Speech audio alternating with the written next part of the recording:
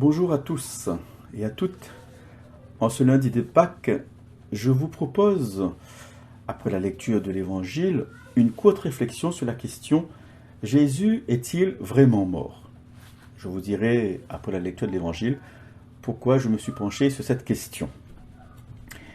L'Évangile donc qui nous est proposé est de Matthieu, au chapitre 28, versets 8 à 15. En ces temps-là, quand les femmes eurent entendu les paroles de l'ange, vite elles quittèrent le tombeau, remplies à la fois de crainte et d'une grande joie. Et elles coururent porter la nouvelle à ses disciples. Et voici que Jésus vint à leur rencontre et leur dit « Je vous salue ». Elles s'approchèrent, lui saisirent les pieds et se prosternèrent devant lui. Alors Jésus leur dit « Soyez sans crainte, allez annoncer à mes frères qu'ils doivent se rendre en Galilée, c'est là qu'ils me verront. » Tandis qu'elles allaient en chemin, quelques-uns des gardes allèrent en ville annoncer au grand prêtre tout ce qui s'était passé. Ceux-ci, après s'être réunis avec les anciens et avoir tenu conseil, donnèrent aux soldats une forte somme en leur disant « Voici ce que vous direz.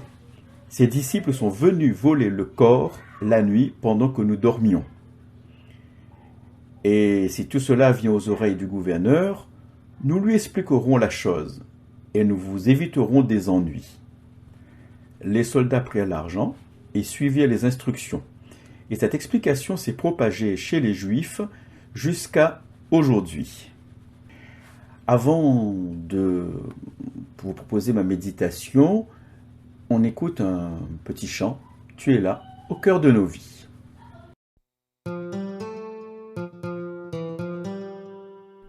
Tu es là, au cœur de nos vies, et c'est toi qui nous fais vivre.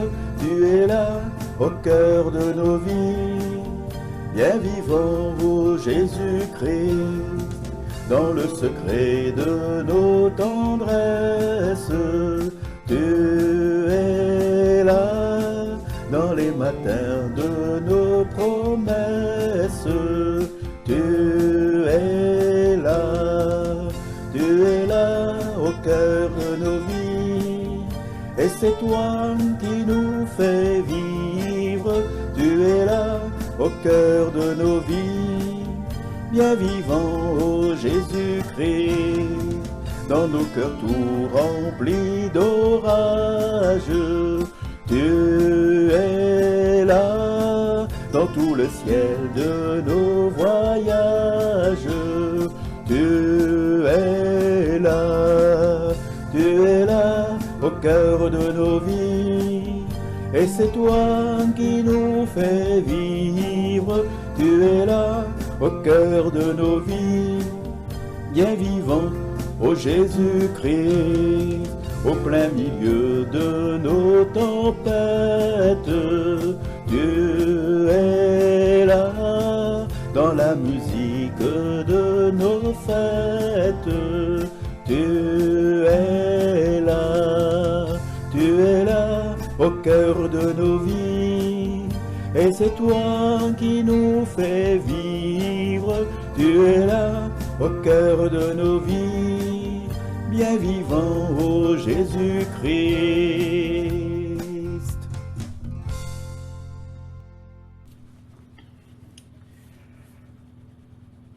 Tout semblait calme pour les apôtres qui devaient être totalement bouleversés et apeurés après la mort de Jésus, même s'il pouvait y avoir déjà des prémices que leur maître soit ressuscité. Pour ressusciter, il faut avoir été mort. Et aujourd'hui, je voudrais m'adresser plus particulièrement à mes amis, mes connaissances, qui me posent la question « Ton Jésus est-il vraiment mort? A-t-il vraiment été tué ?» Voilà donc, comme je vous disais avant la lecture de l'Évangile, pourquoi je me suis penché sur cette question. Mais justement, avec ma foi et mon intime conviction, je leur réponds bien sûr que oui, que Jésus a été crucifié, qu'il était mort et qu'il a été mis dans un tombeau. Mais avec leur esprit cartésien, j'ai dû faire appel à l'inspecteur Colombo. Vous le connaissez certainement, ce policier qui ne lâche jamais son suspect. J'ai donc fait appel à lui pour faire avec moi quelques recherches de quelques preuves matérielles. Voici donc le fruit de mes recherches. Si on connaît historiquement que Jésus a bien existé, le fait qu'il soit mort sur la croix n'est pas du tout prouvé. En premier lieu, les principaux adversaires de Jésus, les dirigeants juifs, les Romains par exemple, n'ont jamais contesté sa mort sur la croix. Certains avancent la théorie de la substitution. On aurait condamné un autre homme à la place de Jésus. Et d'autres avancent la théorie de la mort apparente. Jésus semblait être mort, mais il n'est pas mort. Mais contre cette théorie, il y a des données d'ordre médical, qui va donc à l'encontre de cette théorie. Il y a d'abord la flagellation subie par Jésus. Cette flagellation est faite avec un fouet vraiment bien spécial. Ce fouet déchiquette le corps.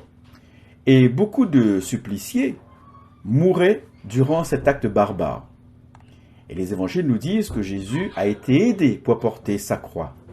Donc cela veut dire qu'il a bien été flagellé, qu'il a été affaibli par ce supplice et ne peut donc supporter tout seul sa croix jusqu'au lieu d'exécution. C'est pour cela qu'il a été aidé. Ensuite, nous avons la crucifixion. La crucifixion, c'est un acte qui vous empêche de respirer car le poids du corps vient prendre appui sur la cage thoracique et donc compresse les poumons et on meurt peu à peu par un manque d'oxygène. Et Jésus a bien été crucifié. Et enfin, le coup de lance dans le côté d'où sont sortis du sang et de l'eau. C'est Jean qui en témoigne et cela plaide en faveur d'un arrêt cardiaque dû à l'infiltration de liquide dans le péricarde. Des cardiologues pourront bien confirmer qu'une crise cardiaque peut entraîner l'apparition d'eau dans le cœur. Et n'oublions pas que Jésus, homme, a subi des maltraitances et que son cœur a pu céder suite à ses nombreuses séquelles. Et puis il y a aussi le témoignage de l'Évangile qui parle du moment où Jésus expira et le fait que les soldats romains savaient très bien faire la différence entre un mort et un mourant, parce que malheureusement là ils ont une triste expérience de ce que c'est que donner la mort à quelqu'un sur une croix, car Jésus n'a pas été le seul homme à être crucifié à cette époque-là. Et donc ils accéléraient la fin de leur vie en brisant les jambes pour que les condamnés ne puissent plus prendre appui sur leurs jambes et ainsi donc accélérer la mort. Et puis enfin, comment supposer que Jésus serait tombé dans un état simulant la mort pour revenir ensuite dans un état conscient normal? Si c'était le cas, si Jésus serait tombé dans les pommes, comment aurait-il trouvé suffisamment de force pour faire glisser la pierre qui fermait le tombeau après tout ce qu'il avait subi? Humainement, c'est impossible. Voilà donc quelques éléments réels qui pourraient enlever ces doutes sur la mort de Jésus et qui viennent du fait qu'on ait dit qu'il soit ressuscité. Car on n'a jamais vu un homme revenir de la mort à la vie, à moins que cet homme soit vraiment le Fils de Dieu, comme il l'a dit.